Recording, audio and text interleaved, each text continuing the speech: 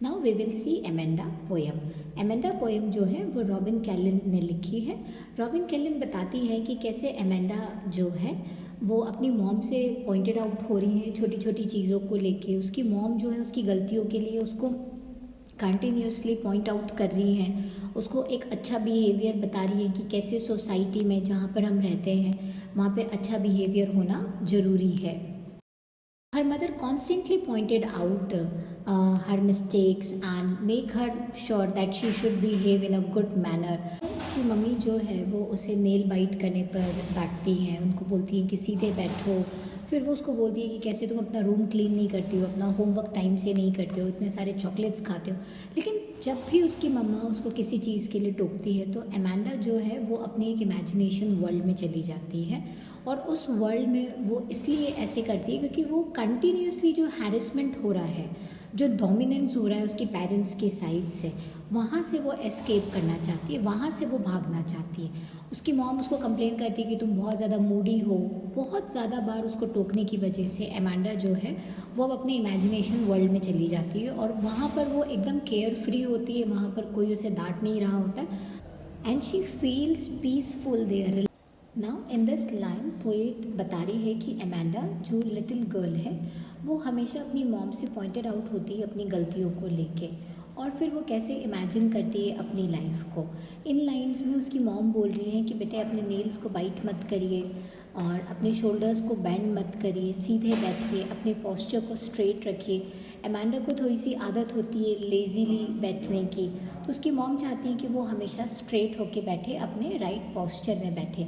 जब उसकी मॉम ये सब बोल रही होती तो एमेंडा जो है वो अपने इमेजिनेशन वाले वर्ल्ड में पहुंच जाती है और वो अपने आप को एक मोमेंट इमेजिन करती है जो ग्रीन डीप सी में बैठी है अकेले और वो वहाँ पे रिलैक्स कर रही है, उस एनवायरनमेंट को एंजॉय कर रही है वो। और वो बस ये चाहती है कि ये जो पानी का फ्लो है, करंट ऑफ वाटर, ये बस मुझे लेते हुए जाए अपने साथ में। बहुत ही ज़्यादा काम और रिलैक्स रहना चाह रही है और उसी समय उसकी मॉम जो है वो उसको डांट रही है। Now we will see the rhyme scheme. Rhyme scheme of this lines are A A B A C C C. मैंने नोट्स में भी साथ में दिया है और जो भी हार्ड वर्ड्स हैं इन लाइन्स में उनकी मीनिंग भी आपको स्क्रीन पर दिख जाएंगे। इन this line again poet is saying Amanda की जो ममा है वो उनसे इंक्वायर कर रही है अलग अलग चीज़ों के बारे में कि एमेंडा ने होमवर्क करा है या नहीं करा है, या उसने अपना रूम क्लीन करा है या नहीं करा है, उसने अपने शूज़ क्लीन करे हैं या नहीं। लेकिन यही साथ में एमेंडा जो है वो फिर अपनी इमेजिनेशन वर्ल्ड में होती है और ये सोच रही है कि यहाँ पर वो एक ऑर्फनेज है जो स्ट्रीट्स पर घूम रही है, फ्री है और उसके लिए साइलेंस बहुत इम्पोर्टेंस है। इसीलिए यहाँ पर एक लाइन लिखी हुई है, द साइलेंस इज़ गोल्डन, मतलब उसके लिए साइलेंस जो है वो बहुत ही ज़्यादा प्रेशियस है और उसको बहुत कम मिलता है। दूसरा उसने जो एक वर्ड लिखा है द फ्रीडम इज़ स्वीट, क्योंकि वो जब भी अपनी मॉम के साथ होती है शायद वो अपने आप को फ्री फील नहीं करती हैं और ये भी उसके लिए बहुत ही ज़्यादा इम्पॉर्टेंट और बहुत अच्छी बात है। इसीलिए वो ये सोच रही है कि अगर वो ऑर्फनेज होती, अगर वो अनाथ होती तो वो फ्री होकर स्ट्रीट्स पर घूम सकती थी, डस्ट के ऊपर डिज़ाइन बना सकती थी अपने पैरों से, क्योंकि वो बहुत ही ज़्यादा फैडअप और बहुत ही ज़्यादा कंट्रोल्ड फील कर रही है जब भी वो अपनी मॉम के साथ रहती है।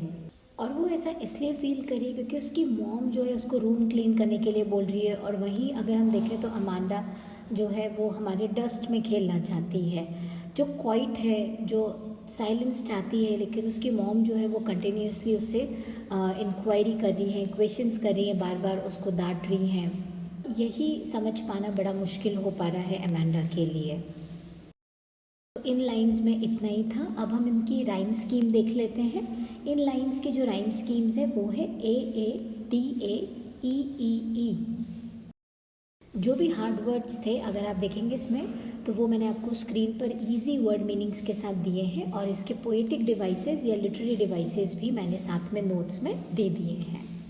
इन this line Amanda's mother is disallowing her to eat chocolates.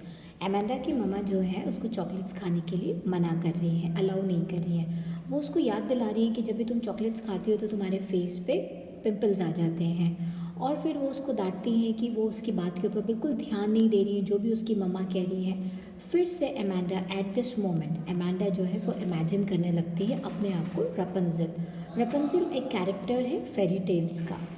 रेपंसिल एक टावर में रहती है और उसको लगता है कि वो बहुत ही ज़्यादा फैसिनेटिंग होगा, बहुत ही ज़्यादा पीसफुल होगा, अनयूजुअल होगा एक टावर में रहना, और इसलिए उसको लगता है कि वो वहाँ पे बहुत ही ज़्यादा फ्री होगी, बहुत ही ज़्यादा पीसफुल वहाँ पे फील करेगी वो, इसलिए वो उस टावर में ही रहना चाहती है। वो एक और बात कंफर्म करती है कि वो अपने बाल जो है वो कभी भी नीचे नहीं डालेगी टावर से, ताकि कोई भी उस टावर में ऊपर ना आ सके।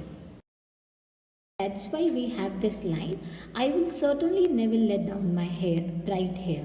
और यही से हमें पता चल रहा है कि वो कैसे रहना चाह रही है और पैटर्न चला आ रहा है राइम स्कीम का। एंड आप इसमें अगर राइम स्कीम देखेंगे तो again we have A F A then G G G. Poetic devices and word meanings are already given to you. Now in this line Amanda की जो मम्मी है वो फिर उसको वॉर्न करती है कि तुम्हें अपने इस ऑड बिहेवियर को चेंज करना है, तुम बहुत ही ज़्यादा ऑड मैनर में बिहेव करती हो और तुम बहुत ही ज़्यादा बैड मूड में रहती हो। फिर वो उसको बताती है कि अगर तुम इस तरीके से अपने अनस्टेबल मूड को बैलेंस नहीं कर पाओगी तो लोगों को लगेगा कि मैं तुम्हारे साथ बहुत ही ज़्यादा ख़राब बिहेव करती हूँ और तुम्हें बहुत ही ज़्यादा हैरेस करती हूँ। And here we can see that Amanda is always pointed out by her mother on every small thing, but she cannot react to this। अगर वो react करती है तो उसकी मॉम को लगता है कि वो उसके अगेंस्ट जा रही है और इसीलिए अमेंडा को समझ नहीं आ रहा है कि वो क्या करे, और वो हमेशा फील करती है कि उसकी मॉम जो है वो उसको डोमिनेट कर रही है। And I have given you word meanings जो आपको इस लाइंस में आपको लगेगा कि थोड़े से डिफ़िकल्ट है, उनके इजी मीनिंग मैंने दे दिए हैं। लिटरेरी डिवाइसेस भी मैंने आपको दे दिए हैं। राइम स्कीम हमने इन लाइंस की नहीं बनाई है। Now you can prepare it by your own. And if you feel any problem in that just let me know, I will help you out with those things also.